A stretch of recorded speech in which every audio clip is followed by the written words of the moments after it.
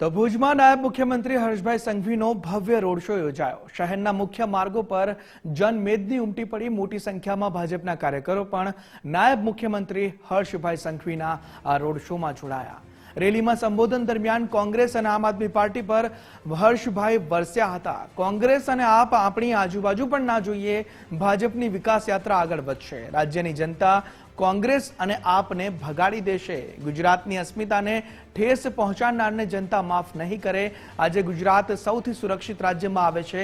આ તમામ નિવેદન જનતાને સંબોધતા હર્ષભાઈ સંઘવીએ કર્યા હતા અને ભવ્ય રોડ શો નાયબ મુખ્યમંત્રી હર્ષભાઈ સંઘવી દ્વારા ભુજમાં કરવામાં આવ્યો છે।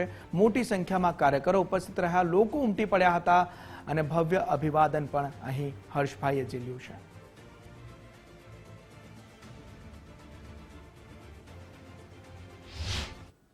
કોંગ્રેસિયાઓ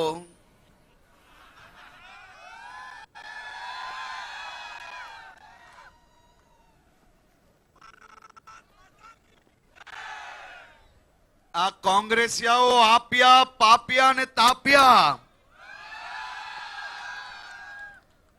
આ બધા ભેગા થઈને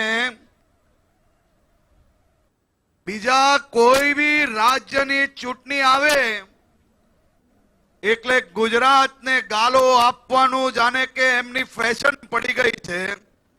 પણ ગુજરાતના નાગરિકો બી આપણા હિસાબ તો બરાબર કરી જ લે ભાઈ। આ આખા ગુજરાતમાં 720 થી વધારે બેઠકો પર આ પંજો ઝાડુ બીજા આજુ બાજુ ઉપર નીચે